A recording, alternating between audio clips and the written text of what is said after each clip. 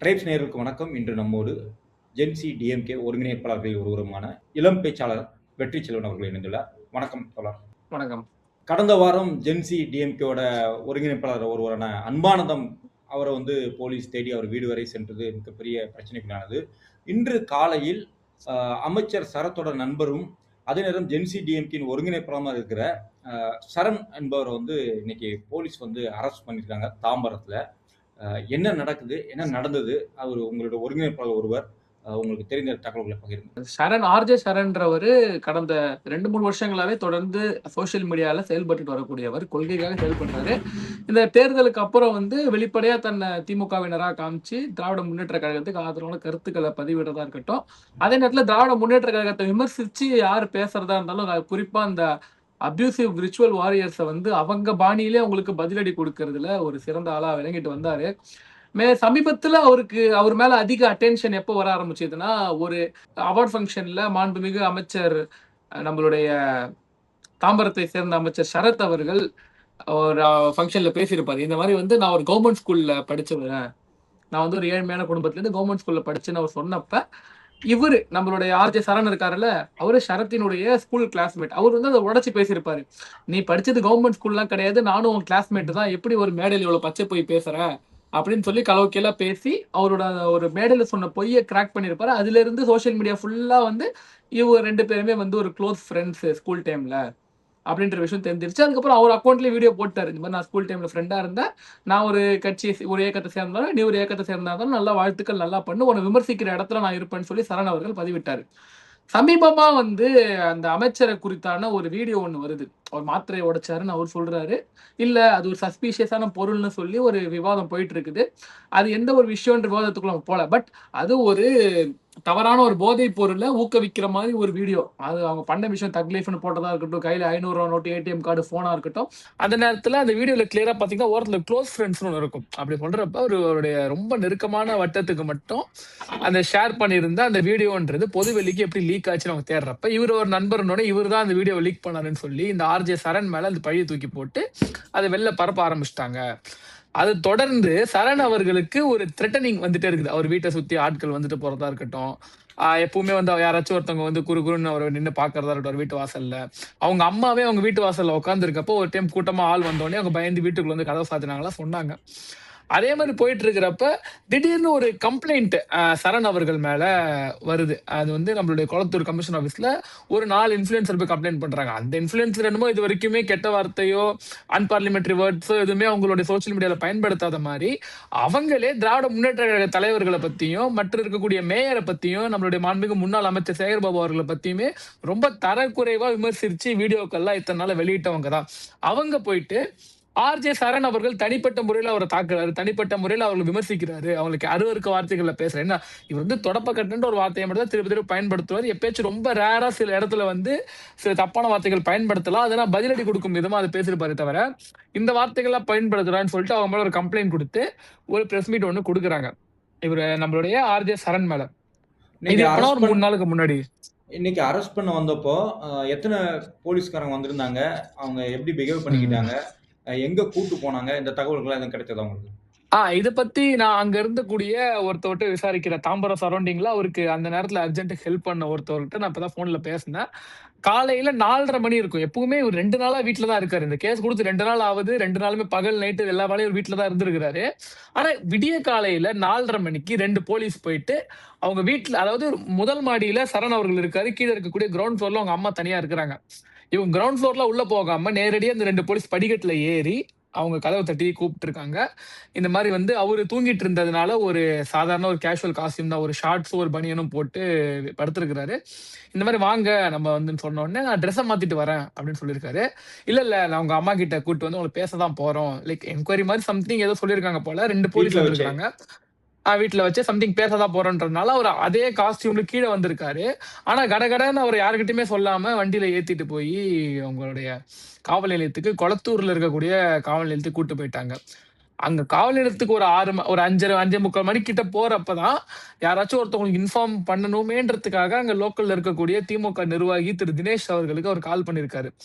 தினேஷ் அவர்களுக்கு கால் பண்ணோடனே அவரு மத்த எல்லாருக்கும் அந்த நியூஸை சொல்லிட்டு தினேஷ் அவர்கள் கொளத்தூர் போய் பார்த்திருக்கிறாரு. சுமார் 10:30 மணி வரைக்கும் யாரையுமே சந்திக்க அவர் அலோவ் பண்ணல. அவர் ஸ்டேஷனுக்குள்ள இருக்காரா? இல்லையா? அவர் ஃபோன் யார்கிட்ட இருக்குது? அவங்க அம்மாவுக்கு அந்த தகவல் தெரியுமா? வீட்டுக்கு அந்த தகவல் தெரியுமா?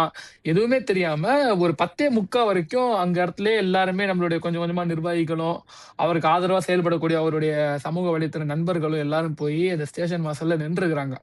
ஒரு 11 மணிக்கு மேல தான் சொல்றாங்க, இந்த மாரி எஃப்ஐஆர் ஃபைல் பண்ணியிருக்கோம். இவர நாங்க அரெஸ்ட் பண்ணியிருக்கோம்.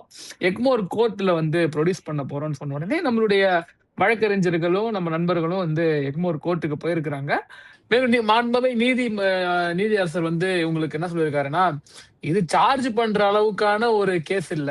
நீங்க வந்து கைது பண்ணணும் இவ்வளவு சீக்கிரமா போயிட்டு நடுராத்திரி 4 மணிக்கெல்லாம் போயிட்டு வந்து நீங்க அவர கைது பண்ற அளவுக்கான ஒரு கேஸ் கிடையாது இது.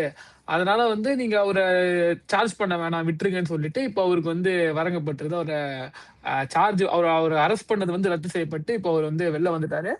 மேலும் வந்து அவர நம்மளுடைய நீதிமன்றத்துல மண்டே வந்து ஆஜரானா போதுன்ற மாரி ஆஜராகி அவர் தரப்பு வாதத்த சொல்லலான்ற மாரி அவருக்கு சொல்லி அவர இப்ப அனுப்பிச்சிருக்கிறாங்க. மேலும் மேலும் இப்ப இருக்கக்கூடிய இளைஞர்களுக்கு இது வந்து ஒரு ஒரு மோட்டிவேஷனா இருக்குது. நம்ம பக்கம் தப்பு இல்ல. நம்ம இந்த அரச எதிர்த்து கேள்வி கேட்டோம்னா, நமக்கு ஆதரவா இத்தன பேர் வந்து நமக்காக கூட நிப்பாங்க. சட்டம் வந்து நம்மள காப்பாற்றும். சட்டம் வந்து என்னைக்குமே நம்மள கைவிட்றாது. நம்ம பக்கம் உண்மை இருந்தா போதும். சட்டம் நம்ம கூட நிக்கும். இந்த திராவிட முன்னேற்ற கழகம், இங்க இருக்கக்கூடிய இளைஞர்கள் நம்ம கூட நிப்பாங்கன்ற ஒரு நம்பிக்கைய குடுத்திருக்கு. இதன் மூலியமா இன்னும் முடங்கி கிடக்கக்கூடிய இளைஞர்களும் பல பேர் வந்து வெளியில இந்த அரச விமர்சிச்சு, இந்த அரசு செய்யக்கூடிய தவற வந்து தைரியமாவும், அழுத்தம் திருத்தமாவும் பேச தொடங்குவாங்க. அதுக்கு வந்து எடுத்துக்காட்டா இந்த சம்பவம் வந்து அமைஞ்சிருக்குது. நீங்க எவ்வளவுதான் கைது பண்ணாலும், எங்கள எங்கள வந்து அடைக்கணும், ஒடுக்கணும்னு நெனச்சீங்கன்னா, இது வந்து ஒரு பாசிசம் தான். இந்த அரசு செய்வது வந்து இந்த அரச விமர்சிக்கிறவங்க வாய அடைக்கணும்னு செய்யக்கூடிய இந்த வேலை. இந்த வேலை 100% கண்டனத்துக்குரிய வேலை. இத யார் செஞ்சாலும் இது தப்பு தான். அதனால வந்து இந்த மாரி வந்து நீங்க பயம் காட்டுறது, இவங்கள வந்து கூட்டிட்டு போய் வந்து உங்க அடக்குமுறைக்கு உள்ளாக்குறது, இந்த மாரி செயல்கள் பண்ணீங்கன்னா, மீண்டும் மீண்டும் இதே மாரி இளைஞர்கள் வருவாங்க. இதே மாரி வழக்கறிஞர்கள் வருவாங்க. இதே மாரி தலைமை கழகம் உங்க கூட நிக்கும். அவங்க பக்கம் நியாயம் இருக்கும் பட்சத்தில் அவர்கள விடுதலை செய்வாங்க. அதனால திரும்ப திரும்ப இந்த இளைஞர்கள சீண்டுற வேலை, இவங்கள தூக்கி உள்ள வைக்குவேன், இந்த மாரி வந்து சிறைச்சாலைல அடைச்சுருவேன்னு சொல்லி பயம் காட்டுனீங்கன்னா, இதுக்கு பயந்து போறவங்க ஜென்சி, டிஎம்கே இளைஞர்கள் கிடையாது. இத செய்யக்கூடிய அரசா இருக்கட்டும், காவல்துறையா இருந்தாலும் இது 100% கண்டனத்துக்குரிய ஒரு விஷயமா இருக்கும். ஒருத்தர் ஒரு பப்பாட்டி டிஃபமேஷன் கழகம் என்று அவர் குறிப்பிட்டார் அப்படின்னு அவங்க சொன்னாங்க. அத நான் கேட்டோம். அப்ப அப்படியான வார்த்தைகள் வந்து பயன்படுத்துறது வந்து தவறு தானே இல்லையா? இல்ல அவரு வார்த்தைகள் பயன்படுத்துவது 100% தவறு. எப்பவுமே தனிப்பட்ட தாக்குதலோ, இல்ல வந்து ஒரு இயக்கத்த வந்து அவங்களோட பர்சனல் விஷயத்த எடுத்து பொதுவெளியில அத தப்பா சித்தரிச்சு ஒரு கருத்தியல் ரீதியா பேசுறது முக்கியமா தவறு. ஆனா, இவருக்கு மேல வழக்கு குடுத்தவங்க எல்லாருமே வந்து இந்த செயல்கள பண்ணாம இருந்தாங்களான்றனா கிடையாது. நம்ம மதிப்பிற்குரிய, வணக்கத்துக்குரிய மாண்புமிகு சென்னை மாநகராட்சியினுடைய மேயர் அவர்கள பத்தி அவ்வளவு தரக்குறைவா பேசுனது இவங்களா தான் இருக்காங்க. குறிப்பா அந்த சமீபத்தில இந்த ரிப்பன் வெட்டுற விஷயத்துல வந்தப்ப அந்த மேயர் அவர்கள பத்தி அவ்வளவு தரக்குறைவா பேசுனது இந்த விர்ச்சுவல் வாரியர்ஸ், இங்க இருக்கக்கூடிய ஆபாசவாதிகள். மேலும் திமுகவினுடைய முன்னாள் அமைச்சர்களா இருக்கட்டும், இல்ல திமுகவினுடைய இளைஞரணி செயலாளரா இருக்கட்டும், திமுக தலைவரா இருக்கட்டும், அவங்க குடும்பத்துல என்ன நடக்குது? அவங்க குடும்பத்த பத்தியே சோசியல் மீடியால பேசி பேசி தவறா சித்தரிக்கிறதே 24 மணி வேலையா வச்சிருக்காங்க இவங்க. இதுல வந்து குட்டி மியாவுன்னு ஒருத்தவங்க இருக்கிறாங்க. ஒரு இன்ஸ்டாகிராம் ஐடி இருக்குது. அவங்க வந்து ரொம்ப கொச்சையான வார்த்தையில வெளிப்படையாவே நம்மளுடைய தலைவர்கள பொதுவெளியில திட்டினாங்க. அவங்க மேலயும் வந்து அலிமல் புகாரி அவர்களால கம்ப்ளைண்ட் கொடுக்கப்பட்டுச்சு. ஆனா அவங்க இவ்வளவு விரைவா போயிட்டு அவங்கள கைது பண்ணாங்களான்னு பார்த்தா கிடையாது. மேலும் நம்மளுடைய ஜேகேன்னு ஒருத்தவன் இருக்கிறான். அவன் வந்து ஜேகேன்ற அவருக்கு மரியாதை கொடுக்கணும்னு எனக்கு இயல்பா வரமாட்டேங்குது. நம்மளுடைய முன்னாள் முதலமைச்சரை பத்தி வாய திறந்தாலே ஒரு 2 கெட்ட வார்த்தை சொல்லிட்டு தான் அவர் பேரை சொல்லுவான் அவன். அவன் வந்து ஆட்சியில இருக்கும் போதே அந்த முதலமைச்சர் பத்தி அவ்வளவு அவதூறா பேசியிருக்கிறான். எத்தனையோ கம்ப்ளைண்ட் வந்து திமுக வழக்கறிஞர் சார்பா கொடுக்கப்பட்டப்போ அதை சீரியஸா வந்து என்கொயரி பண்ணாம ஒரு அக்கௌண்ட்டை கூட முடக்காம இப்போ வரைக்கும் பொதுவெளியில தான் அவர் சுத்திட்டு இருக்கான் அந்த ஜேகேன்றவன். இந்த மாதிரி நிறைய பேர் வரிசையா வந்து தொடர்ந்து ஆபாசமா பேசுறது மட்டும் வேலையா வச்சிருக்காங்க. குறிப்பா இன்னும் சொல்ல போனா அந்த இவங்க வந்து இந்த கட்சியில பொதுவெளியில இருக்கவங்கள இந்த மாதிரி பேசினா அது கூட வந்து ஒரு டிபேட்டா கூட எடுத்துக்கலாமே தவிர ஒருத்தவங்க பாதிப்புக்கு உள்ளான விக்டிம், அதாவது இப்போ வந்து அந்த ஒரு கோயம்புத்தூர் பக்கத்துல இருக்கக்கூடிய ஒரு சிறுமிக்கு வந்து ஒரு பாலியல் வன்கொடுமை நடக்குது. அந்த பாலியல் வன்கொடுமையினுடைய விமர்சனங்கள் அரசை தான் நோக்கி வருது. அந்த அரசு யாருன்னா டிவிகே தலைவருடைய விஜய் அவர்கள் தலைமையிலான அரசு. அந்த அரசு நோக்கி விமர்சனங்கள் வருது. அப்போ அவங்க ஒண்ணு அக்கௌண்டபிலிட்டி எடுத்துக்கணும், இல்ல டிஃபெண்ட் பண்ணணும். ஆனா அவங்க என்ன பண்றாங்க தெரியுமா? அந்த குழந்தையோட அம்மாவை டிஃபேம் பண்றாங்க. அவங்களை கேரக்டர் அசாசினேஷன் பண்றாங்க, கேரக்டர் ஷேமிங் பண்றாங்க அவங்க அம்மாவை. நீங்க கள்ள தொடர்பு வச்சிருந்தீங்க, அந்த மாதிரி கேவலமான வார்த்தைகளை சோசியல் மீடியா தொடர்ந்து நரேட்டிவ் செட் பண்ணிட்டு அவங்க வேலையை வச்சிருக்காங்க. இதோட மோசமா, இதை விட ரொம்ப கேவலமா அருவருக்கத்தகையில ஒரு விர்ச்சுவல் வாரியர் வந்து என்ன பண்ணிருக்காரு, அந்த குழந்தை வந்து சாக்லேட்டுக்காக ஆசைப்பட்டு அந்த அந்த அக்யூஸ்ட் கூட போனாருன்னு சொல்லிட்டு அசிங்கமா எழுதி வச்சிருக்காரு. இந்த மாதிரி அபியூசிவ் கமெண்ட்ஸ், இந்த மாதிரி வல்கரா பேசக்கூடியது, இதெல்லாம் கூட விடுங்க. இப்ப நான் வந்து பொதுவெளியில பெண்களுக்கு இந்த மாதிரி அபியூஸ் நடக்குது, இந்த மாதிரி அவங்க சோசியல் மீடியால அவங்க அசிங்கமா வசைப்படுறாங்க, இந்த மாதிரி செயல்கள் நடக்குது. நான் என்னோட சோசியல் மீடியா பதிவை எடுத்து நான் ஏதாச்சும் ஒரு பதிவை காமிச்சனாலே என்னோட குடும்பத்தையும் என்னோட தலைமுறையையும், எனக்கு கல்யாணமே ஆகல ஆனா என் மனைவியை வச்சு திட்டுறாங்க. இந்த மாதிரி வந்து உங்களுக்கு ஒரு மனைவி இருக்கா, அவ அப்படிதான் இருப்பா, இவ அப்படிதான் இருப்பா, அந்த மாதிரி அசிங்கமா கமெண்ட் வந்து ரெகுலரா டெய்லி பேசிஸ்ல போட்டுட்டு இருக்காங்க. அப்போ ஒரு நடவடிக்கை எடுக்கணும், ஆன்லைன்ல அசிங்கமா பேச நடவடிக்கை எடுக்கணும், இவங்க எல்லாருமாலையும் எடுக்கணும். அதை எடுக்க மாட்டாங்க. அவங்க வந்து குறிப்பா அரசியல் பழிவாங்கும் நிகழ்வு வந்து கடந்த 2 வாரமா நடந்துட்டு இருக்குது. போன வாரம் வந்து அன்பானந்தம் அவர்களை கைது பண்ணுன்னு சொல்லிட்டு நடராத்திரி அவர் வீட்டுக்கு போனதா இருக்கட்டும். நேத்து மாண்புமிகு முன்னாள் அமைச்சர் ஐயா அனிதா ராதாகிருஷ்ணன் அவர்களை ஒரு நாள் கைது பண்ணி ஸ்டேஷன்ல வச்சு பெயில் எடுத்து அவர் வெளில வந்ததா இருக்கட்டும். அவர் என்ன சொல்லிட்டாரு பெருசா தப்பா? அவர் சொன்ன அதே வார்த்தையை தான் மாண்புமிகு, அவர் சொன்ன வார்த்தையை விட ஓப்பனான ஸ்டேட்மெண்ட் வந்து பாஜக மாநில தலைவர் வந்து முன்னாடி சொல்லியிருந்தாரு. ஏன் பாஜக மாநில தலைவர் அவங்களால ஏன் கைது பண்ண முடியல? அப்ப ஆட்சியில மோடி அவர்கள் இருக்கிறாரு, பாஜக இருக்குது, அதை பார்த்து இவங்களுக்கு பயம் இருக்குது. ஆனா திமுகவினர் வந்து ஒரு விமர்சனத்தை வச்சு அதை ஏற்றுக்கொள்ளும் மனப்பான்மை உங்களுக்கு கிடையாது. அந்த வார்த்தை தானே நயனா நாயர் சொன்னாரு. இவர் என்ன வார்த்தை சொன்னாரு, நடிகைன்னு சொன்னார்னா அவர் ஓப்பனா அவங்க பேரையே சொல்லி இவர் அட்டாக் பண்ணாரு. அதுக்கு அவர் வருத்தம் தெரிவிச்சாரு. அது அவர் அரசியல் இருக்கவர், அரசியல் பண்பு தெரிஞ்சு வருத்தம் தெரிவிச்சாரு. அதோட அது முடிஞ்சது. அப்போ ஒரு அரசியல்ல எதிரிகள் வந்து எதிர்கொள்ளாம, அவங்க கருத்துக்கு பதிலளிக்காம, அவங்களை திரும்ப திரும்ப பழிவாங்கும் நடவடிக்கை இந்த தாவேக அரசு எடுத்துக்கொண்டு வருதுன்னு தான் நமக்கு இதுல அப்பட்டமா தெரியுது. அந்த புகார் வந்து குளத்தூர்ல இருந்து லூர்து சகாயமேரி அப்படிங்கிற ஒரு பெண் தான் வந்து கொடுத்த பேர்ல தான், அந்த புகாரின் பேர்ல தான் இவர் மேல நடவடிக்கை எடுக்கப்பட்டது நியூஸ்ல வந்துட்டு இருக்குது. இவருக்கும் அவங்களுக்கும் ஏதாவது தனிப்பட்ட விரோதம் உண்டா, இல்ல இதே பொலிட்டிக்கலா இவங்க வந்து 2 பேரும் அடிக்கடி இந்த இன்ஸ்டால இதுலலாம் டிபேட் ஃபைட் பண்ணிப்பாங்களா, இவர் வந்து கருவாடு வந்திருக்குது அப்படின்னும், செருப்பு விளக்க அந்த மாதிரி கொச்சையாக வார்த்தைகளை பயன்படுத்துவாருன்னு அவங்க வந்து அவங்களுடைய பிரஸ் மீட்ல சொல்லியிருந்தாங்க. அவங்களுக்கும் இவங்களுக்கு எதுவும் வேற எதுவும் தனிப்பட்ட முன்விரோதம் எதுவும் உண்டா? இல்ல, சரணை பொறுத்தவரை அவர்கிட்ட நான் பழகி இருக்கேன், அவர் நண்பர்ன்ற பொருள்ல தெரியும். தனிப்பட்ட முறையில யாரையும் அவர் இந்த மாதிரி திட்டுற ஒரு மனுஷன் கிடையாது. நான் பர்சனலா தெரியும்.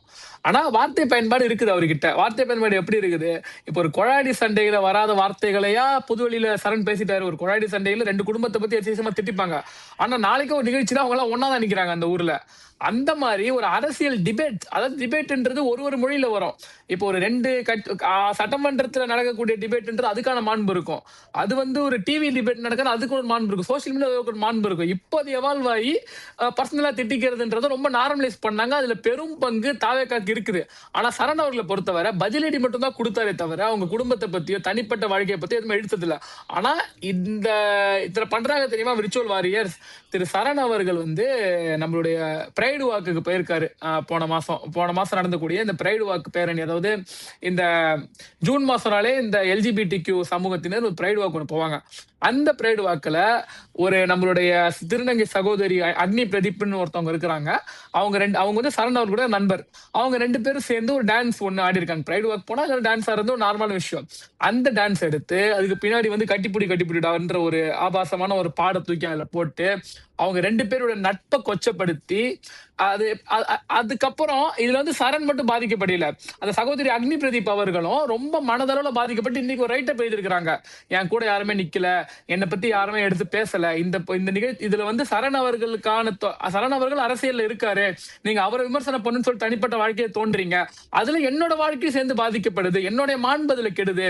இப்போ அந்த திருநங்கை சகோதரி வந்து இவங்க மேல, அதாவது இந்த விர்ச்சுவல் வாரியர்ஸ் மேல ஒரு கம்ப்ளைண்ட் கொடுக்குறாங்க. ஒரு எக்ஸாம்பிளுக்கு எடுத்துப்போம், இந்த மாதிரி என்னுடைய செக்சுவாலிட்டியை பத்தியும் என்னுடைய தனிப்பட்ட வாழ்க்கையை பத்தியும் பொதுவெளியில தவறா எடுத்து இந்த ஆன்லைன் அபியூசிவ் வாரியர்ஸ் பரப்புறாங்க, அதை திருச்சி பரப்புறாங்க அப்படின்னு அவங்க ஒரு வழக்கு பதிவு பண்ணாங்கன்னா சரண் அவர்களை கைது பண்ணதுல காட்டிய வேகத்தை இதே தாவேக அரசு அந்த சகோதரிக்காக, அந்த திருநங்கை சகோதரிக்காக ஆதரவா களத்துல நின்னு அவங்களை கொச்சையா பேசுறவங்களை கைது பண்ணுமா?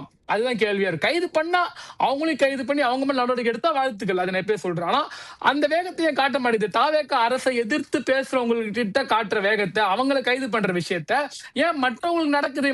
இப்ப எனக்கே அபியூஸ் நடக்குது, சோசியல் மீடியா என்ன அபியூஸ் பண்றாங்க, எத்தனையோ சகோதரிகள் பாதிக்கப்படுறாங்க, ஒரு திருநங்கை சகோதரி பாதிக்கப்படுறாங்க. இவங்க எல்லாருமே சோசியல் மீடியா அபியூஸ்ல பாதிக்கப்படுறப்ப அவங்க மேல இந்த தாவேக அரசு நடவடிக்கை எடுக்காம அவங்களை காப்பாத்திக்கிட்டு இருக்குது. இன்னும் தாவேகால கொள்கை பரப்பு இணை செயலாளர் ராம்குமார்னு ஒருத்தர் இருக்காரு. அந்த ராம்குமார் என்ன பண்ணாரு, ஒரு 4-5 வருஷத்துக்கு முன்னாடி இந்த அஜித் விஜய் ஃபேன் ஃபைட் நடக்கும். அந்த நேரத்திலே வந்து பெண் காவலர்களை பத்தி தப்பா சித்தரிச்சு ஒரு ட்விட்டர் பதிவு போட்டு அவர் அப்பவே ஜெயிலுக்கு போயிட்டு வந்தவர். இப்ப அவர் கட்சியில என்ன இருக்காரு, கட்சியினுடைய கொள்கை பரப்பு இணை செயலர், துணை செயலர் சம்திங் ஏதோ ஒரு போஸ்ட்ல அவர் ராம்குமார் அவர்கள் இருக்கிறாரு. அப்ப இவங்களே இந்த ஆபாச வாரியர்களையும் இந்த மாதிரி ரிச்சுவல் வாரியர்களோட முழு நேர வேலையே ஓடிஎஃப்சின்னு இருக்கும், ஆன்லைன் தளபதி விஜய் ஃபேன் ஒரு ஃபேன் கிளப் இருந்துச்சு முன்னாடி, ஒரு அரசியல்களா வரதுக்கு முன்னாடி. அதுல நடிகர் சூர்யா அவர்களுடைய குடும்பமா இருக்கட்டும், நடிகர் அஜித் அவர்களுடைய குடும்பமா இருக்கட்டும், நடிகர் ரஜினிகாந்த் அவர்களுடைய குடும்பமா இருக்கட்டும், அவங்க குடும்பத்தில் இருக்கக்கூடிய பெண்களை தவறா சித்தரிச்சு எழுதுறது, அதை பதிவா போடுறதையே வேலையா வச்சிருந்தவங்க இவங்க. இப்ப இவ்வளவு அபியூஸ்களை இவங்க பண்றாங்கல்ல, இவங்க எல்லாரும் மேலும் இந்த நடவடிக்கை எடுத்தாங்கன்னா பாராட்டத்தக்கது. ஆனா திமுகவினர் மேல மட்டும், திமுக ஆதரவா பதிவு போடுற மட்டும் இந்த நடவடிக்கை எடுக்கிறதுனால இது முழுக்க அரசியல் பழிவாங்குத்தனம் தான். தாவேக அரசு வந்து ஜென்சி டிஎம்கே இந்த இளைஞர்களோட இன்ஸ்டால இவங்க தீவிரமா செயல்படுறத பார்த்து பொதுமக்களிடம் போய் சேர்றதை பார்த்து அவங்களுக்கு பயம் வந்திருக்குது, அச்சம் வந்திருக்குன்னு எடுத்துக்கலாமா? இல்ல உங்களை அச்சுறுத்துவதற்காக இது எடுக்கப்படுற நடவடிக்கை, நீங்க இதை எப்படி எதிர்கொள்ள போறீங்க? இப்போ ஜென்சி இளைஞர்களை அச்சுறுத்தணும்னா அன்பானந்தம் அவர்களை கைது செய்ய முயற்சி பண்ணாங்கல்ல, அதுக்கப்புறமே ஜென்சி மீட் நடத்தாம போயிருக்கணும். ஜென்சி இளைஞர்கள் வந்து திமுக ஆதரவு ஜென்சி டிஎம்கே இளைஞர்கள் யாரும் அச்சப்பட்டவங்க இல்ல, எல்லாருக்குமே திமுக சட்டத்துறை அவங்களுக்கான பாதுகாப்பை கொடுக்குது. ஆனா தொடர்ந்து இத்தனை நாள் இவங்க மேல காட்டாத பண்ணுமோ, இத்தனை நாள் அன்பானந்தம் வீடியோ வந்து எத்தனை வருஷ கணக்குல போடுறாரு, 2 வருஷமா போடுறாரு. சரணும் 2 வருஷமா வீடியோ போடுறாரு. ஆனா இந்த ஜென்சி டிஎம்கே அப்படின்ற நிகழ்ச்சிகள் தமிழ்நாடு முழுக்க நடக்குது. அதுல இவங்க எல்லாம் பேசுறாங்க. இவங்க பேசுனதுக்கு மட்டும் இவங்க மேல டார்கெட் பண்ணி இவங்களை கைது பண்றாங்கன்னா நிச்சயம் இந்த அரசியல் புரிதலை ஜென்சி டிஎம்கே இங்க இருக்கக்கூடிய இளைஞர்களை எடுத்து போய் சேர்க்குது. அது தானா டிவிகேக்கு பேக் ஃபயர் ஆகுது, அது டிஎம்கேவை ஸ்ட்ராங் பண்ணுது. அதனால மீண்டும் இந்த ஆட்சி நீடிக்காத பயத்துல இந்த ஜென்சி இளைஞர்களை இவங்க பயமுறுத்தி பார்க்க ட்ரை பண்றாங்க. ஆனா அன்பானந்தத்தை கைது பண்ண நினைச்சதுக்கு அப்புறம் தான் சென்னையில இன்னொரு எழுச்சியான ஜென்சி டிஎம்கே மீட் நடந்துச்சு. அதுல சொன்னாங்க, ஒரு அன்பானந்தத்தை கைது பண்ணாலும் இங்க இருக்கக்கூடிய ஒவ்வொருத்தவங்க அன்பானந்தமா மாதிரி இந்த அரசு கேள்வி கேட்பாங்களே தவிர பயந்து வீட்டுல உட்காந்துட மாட்டாங்கன்றதுதான் அந்த நிகழ்ச்சியோட தீமாவே இருந்துச்சு. இன்றைய தினம் இந்த கைதுக்கு பிறகு திமுக தரப்புல இருந்து உங்களுக்கு எதுவும் உதவிகள் எதுவும் வந்ததா? அவங்க எதுவும் கால் பண்ணாங்களா, பேசினாங்களா? நம்ம எப்பவும் போல சட்டத்துறைன்றது, நம்மளுடைய சட்டத்துறை, திராவிட முன்னேற்ற கழகத்துடைய சட்டத்துறைன்றது இங்க கருத்தியல் ரீதியா போராடக்கூடிய நம்மளுடைய பேச்சுரிமைக்கு ஆதரவா அனைக்கும் களத்துல நிக்கும்னு சொல்லி நம்மளுடைய மாண்புமிகு முன்னாள் ராஜ்யசபா உறுப்பினர் என்ஆர் இளங்கோ ஐயா அவர்கள் வந்து அவர் நமக்கு ஒரு கேரண்டி கொடுத்திருந்தாரு. அதை வந்து ஒவ்வொரு முறையும் காப்பாத்தி எப்பெல்லாம் இந்த மாதிரி நிகழ்வு நடக்குதோ அப்பெல்லாம் திமுக சட்டத்துறை சார்பா அட்வொகேட் வந்து அந்த இடத்துல ஆஜராகிறாங்க. அவங்களுக்கு பெயில் எடுக்கிறதா இருக்கட்டும், ஸ்டேஷன்ல போய் பேசுறதா இருக்கட்டும், எல்லா உதவியுமே 100% நம்ம களத்தில் நின்று நமக்கு பண்றாங்க. இது எல்லாத்துக்கும் மேல இன்னைக்கு நம்மளுடைய வழக்கறிஞர் பரந்தாமன் அவர்கள் வந்து ஒரு பிரஸ் மீட்லயும் சொல்லிட்டு ஓப்பனா இவருக்கு ஆதரவா திமுகவினுடைய தலைமையின் வாயிலாக பிரஸ் மீட் ஆதரவா வந்து இவருக்காக கொடுத்திருக்காங்க சரண் அவருடைய கைதை பத்தி. அதனால திராவிட முன்னேற்ற கழகம் கருத்தியல் சுதந்திரத்துக்காகவும், ஏன்னா எமர்ஜென்சியில இல்லாத வந்து ஒரு அழுத்தத்தை அவங்க கொடுத்துட போறாங்க. எமர்ஜென்சியில முரசொலியே வெளியிடக்கூடாதுன்னாங்க, முரசொலியில வந்து அவங்க சென்சார் பண்ணாங்க. அப்ப பத்திரிகை சுதந்திரமே கிடையாது. அது எல்லாத்தையும் தாண்டி திமுக கட்சின்றது இத்தனை நாள் வந்து நிக்குது. அப்போ இந்த மாதிரி நெருக்கடி நிலைமையெல்லாம் கொடுத்தாங்கன்னா அப்பயும் வந்து திராவிட முன்னேற்ற கழகத்தினுடைய தொண்டர்கள் யாருமே சோர்ந்து போய் வீட்டுல உட்காந்துட மாட்டாங்க.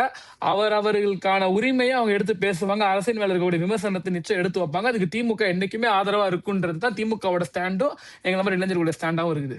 இதுல வந்து அமைச்சர் சரத் வந்து தன்னுடைய வீடியோக்களை தன்னை குறித்து எதுவும் பேசக்கூடாது அப்படிங்கிற ப்ரெஷர் இருக்குதுன்னு சொன்னீங்க. அதுக்குள்ளான எதுவும் ஆதாரம் உண்டா, இல்ல எந்த அடிப்படையில இதை வந்து நீங்க சொல்றீங்க? நமக்கு நேத்தே நம்மளுடைய மாண்புமிகு அமைச்சர் அனிதா ராதாகிருஷ்ணன் அவர்களை கைது பண்ணி ஒரு நைட்டு பெயில் கிடைச்சு வெளில வரப்ப அவர் சொன்ன ஸ்டேட்மெண்ட் இதுதான். என்னோட எம்எல்ஏ பதவி ராஜினாமா பண்ணிட்டு டிவிகேல வந்து சேர சொன்னாங்க அப்படின்ற விஷயத்த அமைச்சர் அவர்கள் அழுத்தி அழுத்தி சொன்னார் நேத்து. இன்னைக்கு அதே மாதிரிதான் நம்மளுடைய சரண் அவர்களை வந்து நம்ம நண்பர்கள் சந்திச்சப்ப, அதாவது கோர்ட்ல ப்ரொடியூஸ் பண்ற நண்பர்கள் சந்திச்சப்ப சரண் வந்து அவங்க கிட்ட சொல்லியிருக்காருன்னு சொல்லிட்டு நமக்கு அவங்க சொன்ன தகவல் என்னன்னா, இந்த மாதிரி வந்து அமைச்சர் அவர்களை பத்தி பேசாதீங்க, நீங்க வந்து கட்சியில எல்லாம் இருக்காதீங்க, நீங்க கட்சியை விட்டு வந்துருங்க திருப்பி திருப்பி அவங்கள்ட்ட சொன்னதாகவும் நண்பர்கள்கிட்ட பகிர்ந்த நண்பர்கள் மூலியமா எனக்கு அந்த நியூஸ் வந்தது. ஏன்னா வந்து இது வந்து ஒரு இடத்துல இப்ப இந்த இடத்துல சொன்ன திருச்சி சொல்லலாம். நேத்து அமைச்சரை வந்து தூத்துக்குடியில கைது பண்றாங்க, நம்மளோட திருச்செந்தூர்ல வந்து அமைச்சர் அவர்களை கைது பண்றாங்க. அந்த இடத்துல அமைச்சருக்கு என்ன விஷயம் நடந்ததோ, அமைச்சர் வந்து என்ன சொன்னாரோ, இந்த மாதிரி சாரி நம்ம முன்னாள் அமைச்சர் என்ன சொன்னாரோ, இந்த மாதிரி வந்து எனக்கு எம்எல்ஏ பதவி ராஜினாமா பண்ணிட்டு நீங்க வந்து தவேகால சேர்ந்துருங்க அப்படின்னு சொன்னாரோ, இப்ப அதே மாதிரி விஷயத்தை இவர் சொல்றப்ப அது நம்பகத்தன்மையா தான் இருக்குன்ற விஷயத்தை நாங்க நம்புறோம். இன்றைய தினம் கலந்து கொண்டு இந்த விவகாரம் குறித்து பல முக்கியமான விஷயங்களை நேயர்களுக்கு பகிர்ந்து கொண்டமைக்கு நன்றி. நன்றி.